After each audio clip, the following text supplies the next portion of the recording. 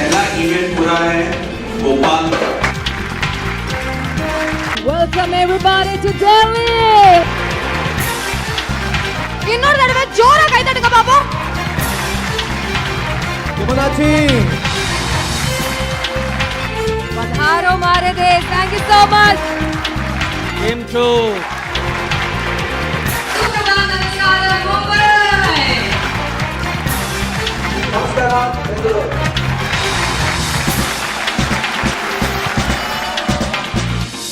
अगर खुद को मजबूत करें तो कोई भी हमें रोक नहीं सकता, और वो मजबूत करने की बात एजुकेशन, शिक्षा से शुरू होती है।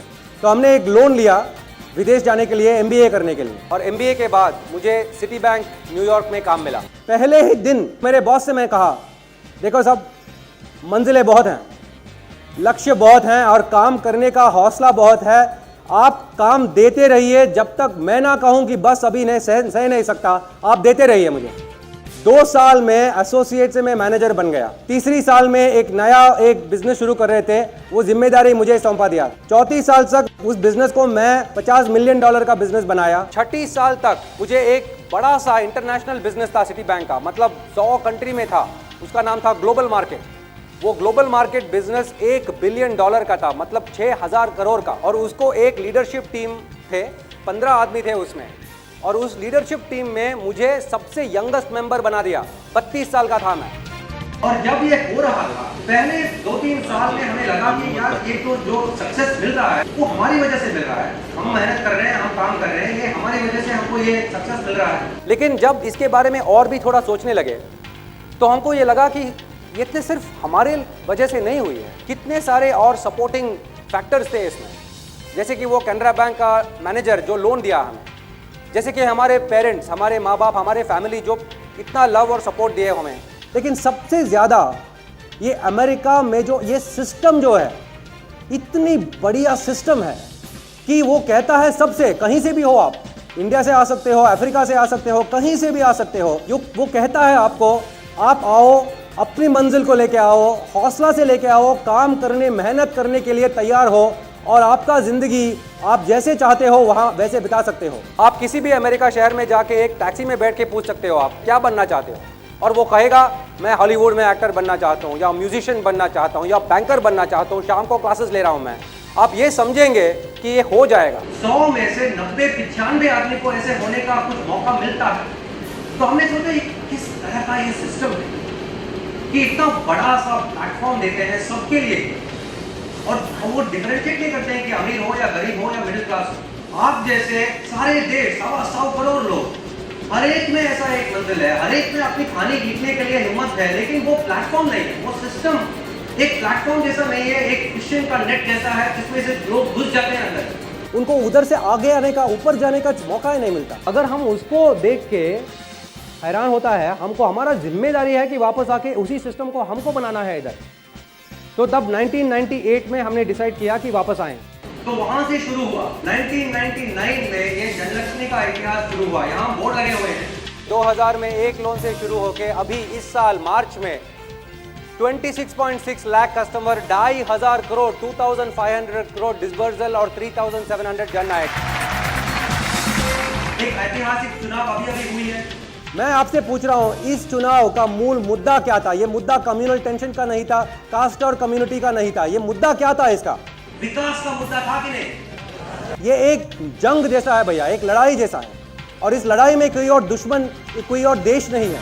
इस लड़ाई में हमारा दुश्मन है गरीबी, इस लड़ाई का दुश्मन है बेरोजगारी, इस लड़ाई का दुश्मन है निराशा।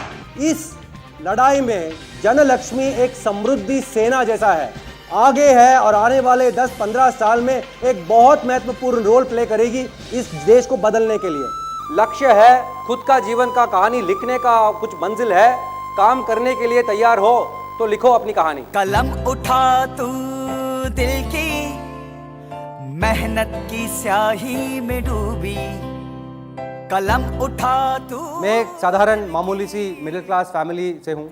मेरे फादर का बिजनेस ठीक तरह से चल नहीं रहा था। We all lived in a very small house.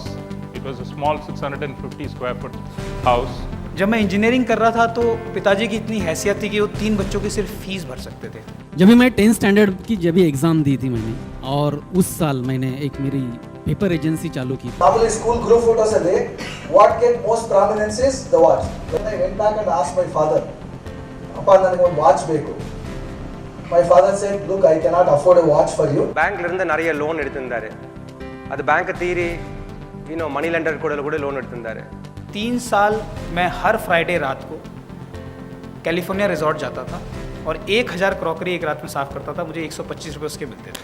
शादी में जो भी गहने मिली, जो भी साड़ी तक सब बेच लिया मेरी वाइफ ने. 2 साल जब मैं MBA कर रहा था, जहां भी काम मिलती थी उसको वो करती थी. मुझे अभी भी याद है, वो एक इंडियन रेस्टोरेंट में एक काम मिली उनको, वेट्रेस की काम. வாரத்தில் அட்லீஸ்ட் ஒரு 2-3 டேஸ் அது சாப்பாடு இருக்காது.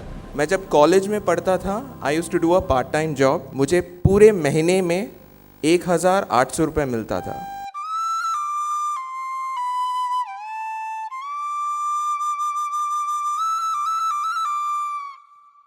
ही इज़ वन मैन जिन्होंने मुझे बताया कि अगर कुछ करना है और सिर्फ देश की सेवा करनी है तो उसके लिए वर्दी पहनने की जरूरत नहीं है आपको.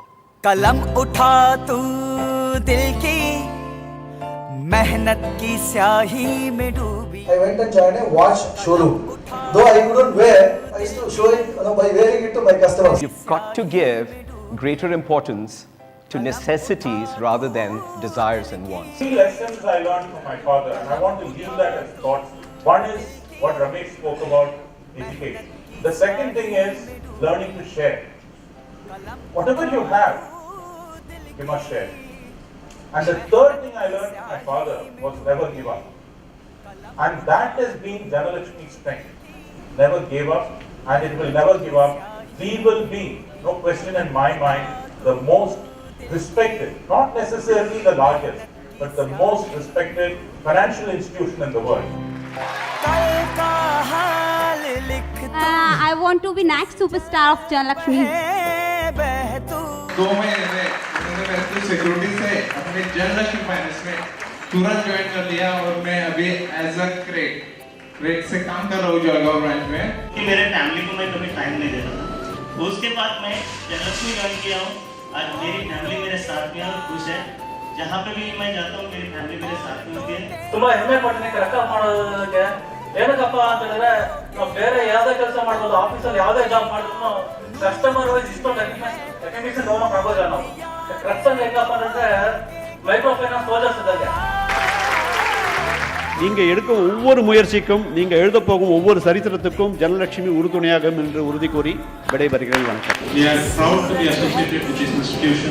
Not only IDBI Bank, but all banks which are associated with this institution will certainly support its growth, and therefore all of you will have a bright future. 2021 तक मतलब 7 साल आज से जनलक्ष्मी में 1000 से ज्यादा ब्रांचेस होंगे और 50,000 से ज्यादा जन नायक होंगे. 2021 में जनलक्ष्मी 1 लाख करोड़ का संस्था होगा.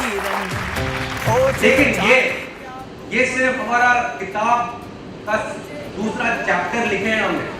बहुत बड़ा किताब लिखने वाले हैं हम साथ मिलके.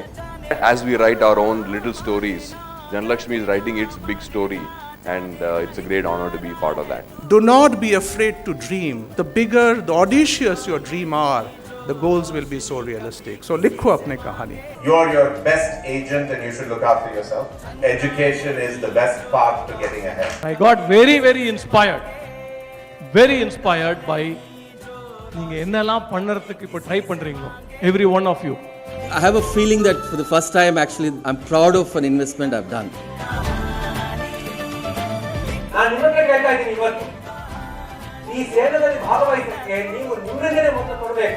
क्या आप खुद अपने जीवन को लिखने के लिए तैयार हो? आप खुद के जीवन में कलम उठाने के लिए तैयार हो? समृद्धि सेना में भाग लेने के लिए तैयार हो? एक सैनिक बनने के लिए तैयार हो?